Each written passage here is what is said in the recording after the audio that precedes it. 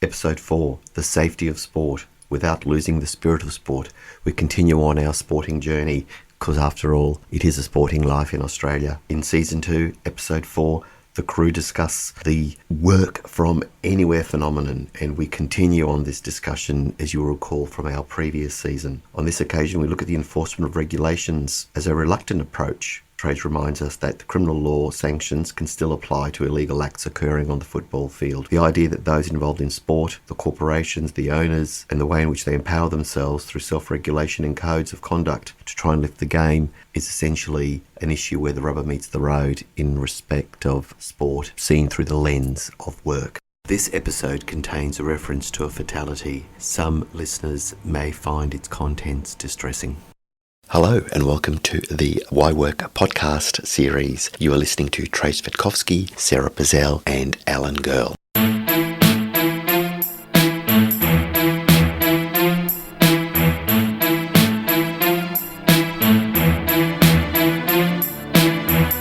spread like a new disease. You wanna war but the same TV. We come invite forced entry. The mugs from backwater Brizzy. I'm not sure that you can say stumping on someone's face is a form of induction. But you know, at the hospital, when you work at a hospital, they make you go eat the gross oatmeal, and that's part of your welcome, right? Okay, now you've had the oatmeal, now you're allowed to be an employee here at the hospital. No, you can't. The initiation. We will do initiation. In generations gone past, throwing someone in the deep end was considered a form of induction. You cannot do that. An initiation. There is a case, he was a homeless fellow out at Capella Bar, and the initiation for apprentices was they would drink preservative. They would shove preservative down the butcher's throat or lock them in the cold room. There was an initiation right. Well, in this particular case, it was one of the leading cases on criminal negligence and criminal responsibility. It was 1989. In this particular case, what happened was the butchers thought they'd have to play a practical joke, because they do that for the initiation of the young butchers. They bought a can of Coke, they tipped half of it out, they put the rest with preservative,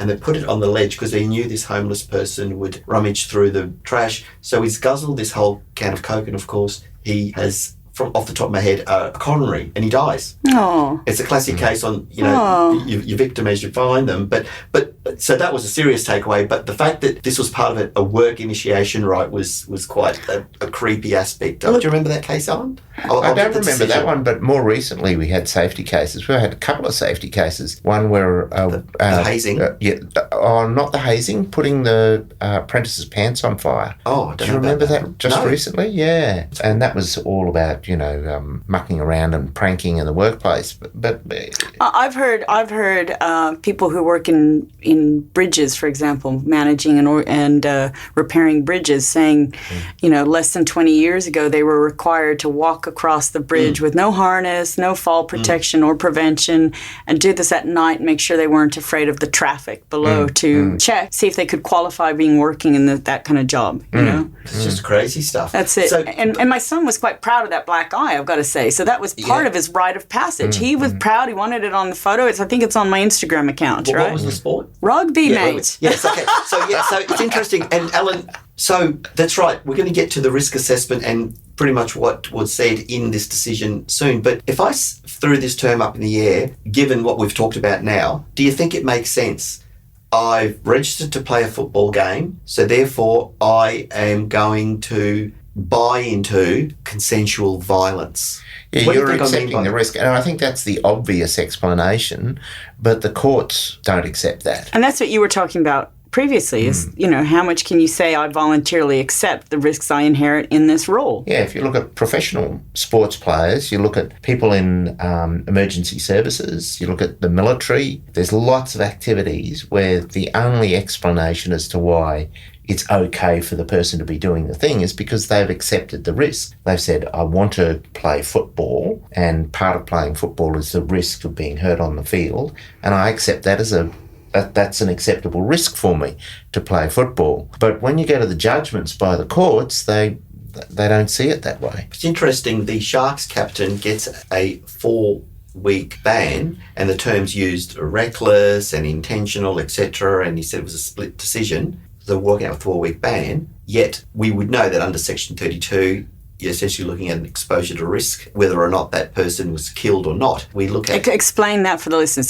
Section 32, explain that. Yeah, so Section 32 under the Work Health and Safety Act is, I would say, the most used offence provision in Australia. Occasionally you may get a Section 31, which is reckless, or sometimes Section 33, which is a straight out, you failed in your work health and safety duties. Obligations and duties. Yeah, right. So Section 32, but the key word in it is exposure to something. Harm. Yeah. Now, you may be harmed or you may not be harmed, but the exposure is very important in this. So it's interesting that in this particular decision, there was exposure to potentially significant harm, i.e. death, because we know that because of the Ackerman decision, it tells us that. Yet this person has a 4-week ban, and yet in this decision we've had where counsel assisting also considered whether a recommendation should be made to the QRL, Queensland Rugby League, and NRL, National Rugby League, that it develops and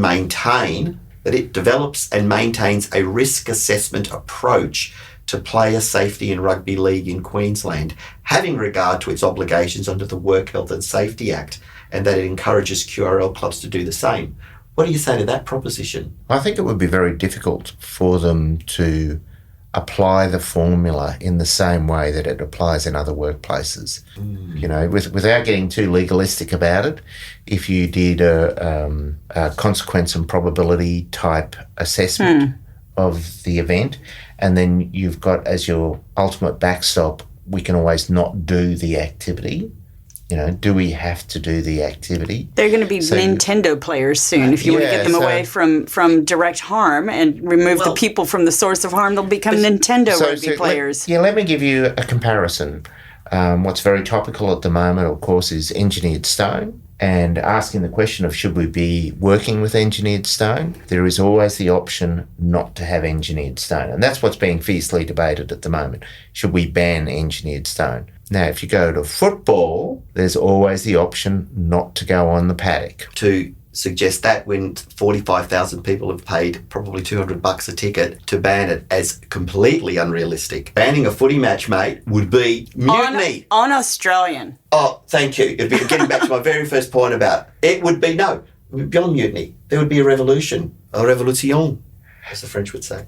Yes, and I think you've mentioned the... it's unrealistic, Alan. Banning footy. Oh, look, I feel quite passionate about the topic, but there's multiple manufacturers of engineered stone, of course, and there's some wonderful products out there which just simply don't have the risk of products that existed 5 years ago. You know, there'll be whether it's a full ban, partial ban, introduction of better products, whether you ban engineered stone or other man-made products, or whether you reconstitute the amount of silica, or whether you do proactive things. However, sport choosing not to play, it's much harder to use the hierarchy of controls and re-engineer. I know you've put rules in, but that's still behaviorally based, right? Yeah.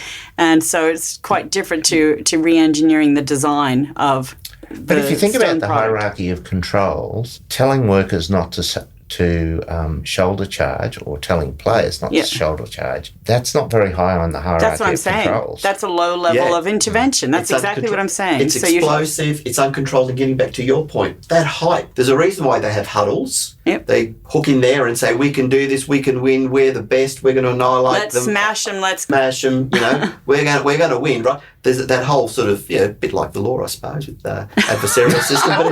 But anyway. Defence lawyers never No, you never would. No, not at all. But the thing is, so it's one thing, with the products and engineered stone, like one thing to work to a better solution, but when you've got something so sociologically and culturally embedded, it's a way of life, sport. Oh, and it should be. I mean, it's, you're out there and active. But when you start talking about risk assessing and using the nomenclature that we use as practitioners, you're right. It's difficult. And a traditional 5x5 matrix just not going to cut it. No. Well, interestingly, further comments along that line was that, adopting principles of hazard identification, risk assessment similar to those adopted in work health and safety regimes is clearly one of the processes that rugby league and other competitive contact sports should continue to adopt and endeavour to adopt. This is good, but for me the question is how? And now what? And if we're 10 years and we've had a fatality, and I'm sure there have been other sports judiciary investigations with it, but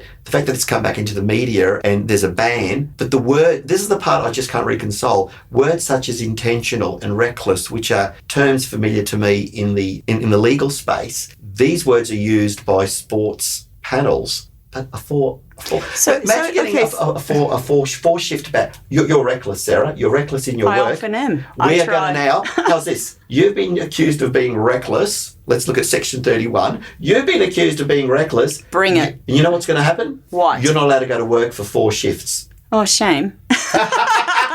I'm serious about this. There's almost this incompatibility. If we're using tough talk like reckless and intentional, 4-match ban, which is a lot of money, elite players get a lot of cash, but, right, you've been deemed to be reckless in that you're not allowed to work for 4 weeks, or you've got to work without pay, you're suspended for 4 weeks. Would be odd, wouldn't it, Alan? I mean, given what we're used to, when we particularise things. Well, in other areas of the law, there's the focus on the entity that employs, if I can loosely say the employer for the moment. And here, your conversation that you're going to is all about the players. Well, if we were to apply the same analogy, they're the workers and it's the football teams that are the employers. All right, so let's go back to the concepts of design and the intervention that you would do if you were the sports team owner, and you have to start understanding, how am I going to do this other than penalties and bans and post-behavioral intervention, like a 4-week ban of playing, and just, create another rule that's behavioral based and very low on that hierarchy. What do you actually do? Can we learn from technologies that exist in other industries? Can we learn from design intervention, engineering controls? That doesn't change the whole flavor of the game, the spirit of the game. So I'm thinking in mining, for an example, and you see this in airports. You see it with predictive analytics and thermal body recognition, object recognition is happening with camera technology, right? And there are predictive analytics to understand, here's another word, trajectory, the movement patterns where people might collide with equipment, where children in airports might jump onto a luggage conveyor, right? To look at the trajectory of the pace, the speed, and the direction that somebody's moving and predict where they might go next. So you could imagine, for example, the arm close and about to approach somebody with this shoulder attack, with some sort of camera technology that acknowledges this and helps with the decision-making support system to tell the ref early to intervene, right? So wasn't there a Tom Cruise movie where he was predicting crime before the crime happened? And you remember the screens that were up there? Yes. Minority Report. I think it was Minority Report, right?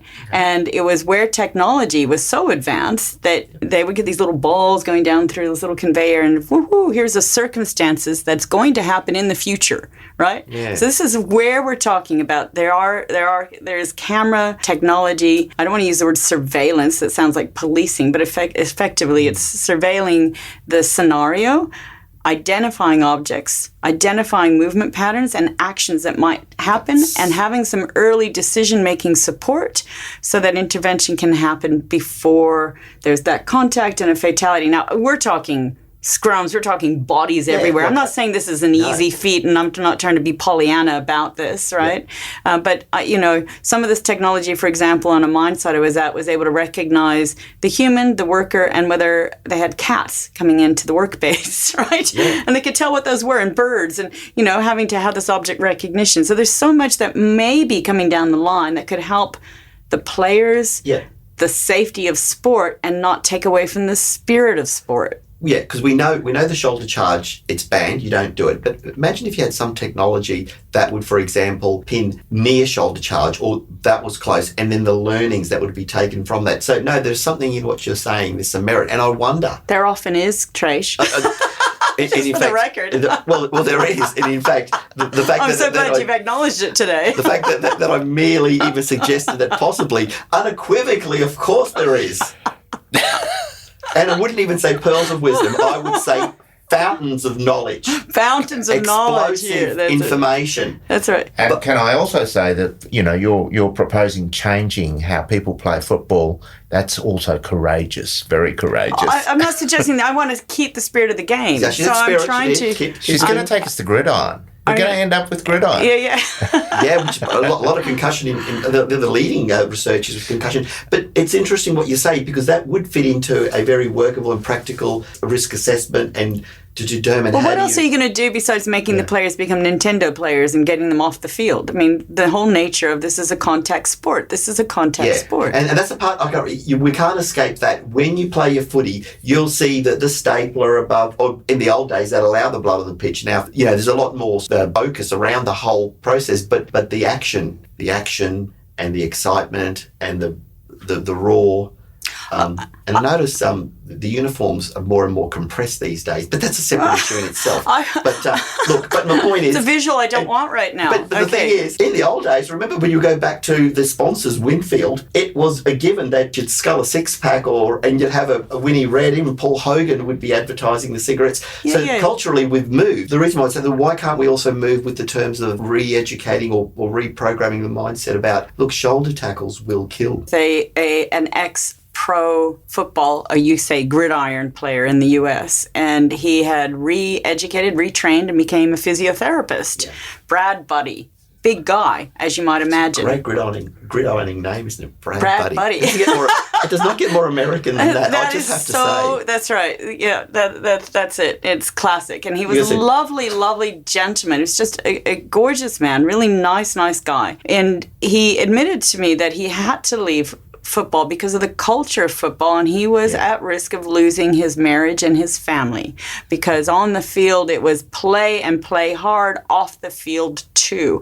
So big parties, alcohol, drug fueled in those days, you name it, and he was exposed to it, and he had to make a choice. He made a choice to leave football. I believe he speaks about this quite freely. I don't believe I'm disclosing anything that's not fairly known, and became a physiotherapist. And he was this huge guy. You could not get a surgical glove on him because they would all snap. There wasn't one big enough. They couldn't order a size big enough, right, to wear that PPE in that facility. And I remember these little old ladies who would be written as having moderate assistance of two people to go from sit to stand. Brad Buddy walks in the room and, woo, they could just stand up freely. But he had to leave that sport. Yeah.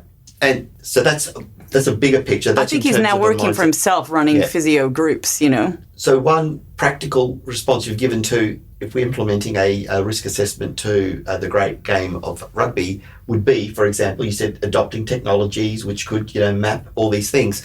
Predictive analytics. Analytics, that is something. But ultimately, though, I don't think we could change the nature or the spirit of it. It's fast-paced, it's aggressive, and it's rough. Change of direction all the time.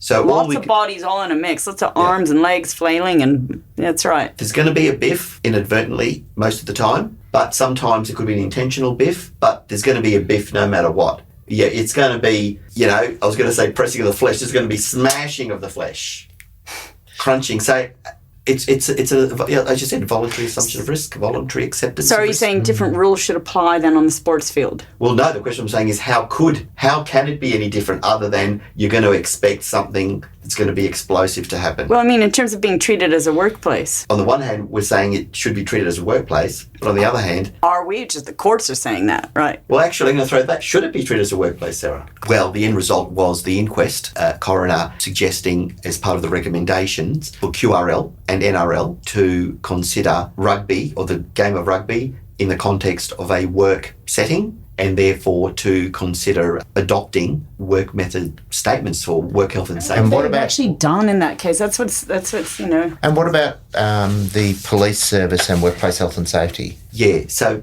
both the Queensland Police Service and Work Health and Safety didn't get involved in the case. Now that's interesting. Why would you say that? Oh, because I think it's an important part of the law. I think there was an opportunity there to explore how the Work Health and Safety Act applied to sporting activities. And I wonder, though, if both the agencies, for whatever reason, decided not to, I wonder if it's also because of the fact that sport in itself has not been fully conceptualised as a work health and safety construct, as the arena of sport being the arena of work. And as an American, I can't help think about liabilities and who's paid what to whom. Yes. Now that's separate when we get into the contractual, that private. However, having said that,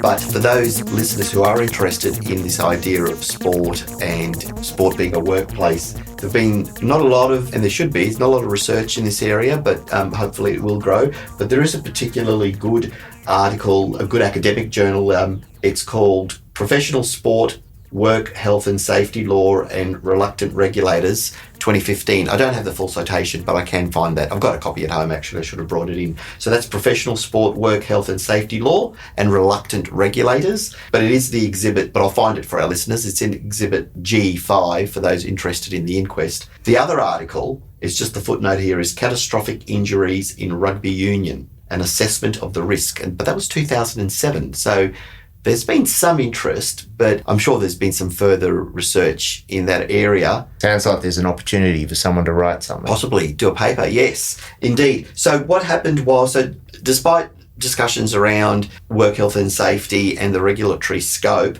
the coroner in this decision was of the view that, of course, that shoulder charges are still being carried out, as in the case there are other band tackling techniques such as high tackles.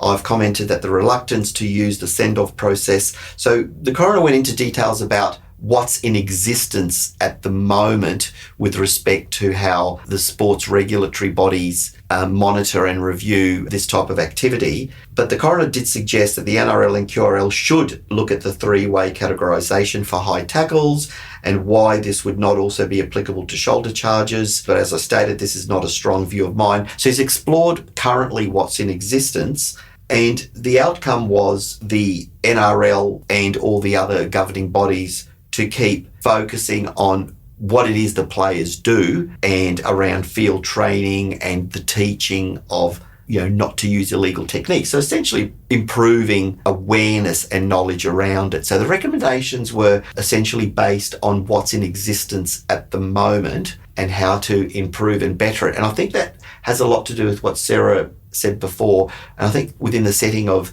the spirit of the game and the culture, I mean, it's a great Australian pastime. So there wasn't really anything that could be tangibly connected to it being looked at a work health and safety environment, in that strictest sense. He did say that the penalty regime has also been considered, and this is food for thought, we'll end it with this. The penalty regime has also been considered, and I received evidence about how the impact of the changes to the penalty regime is that more serious charges will now be heard by the judiciary and whether more appropriate penalties can be given. Now, this is the really important takeaway here. It should be noted that criminal law sanctions can still apply to illegal acts occurring on a football field.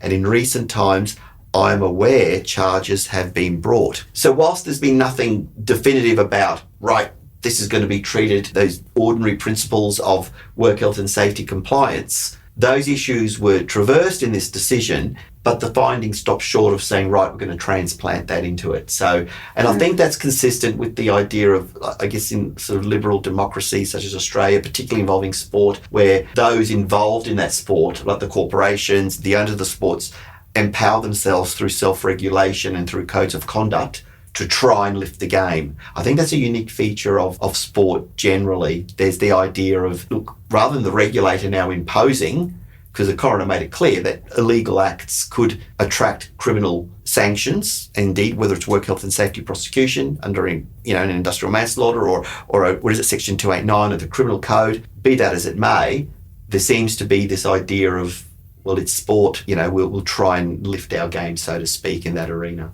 All right, let's go and have a meat pie. Excellent. Oh, yeah, with sauce.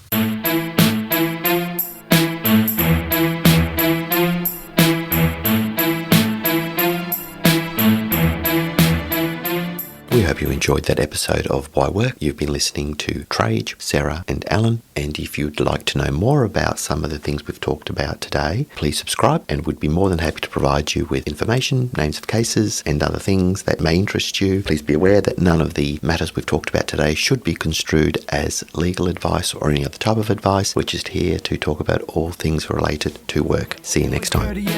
So beware, you're dealing with the deadly serious, mysterious audio manuscript of a team ready and equipped.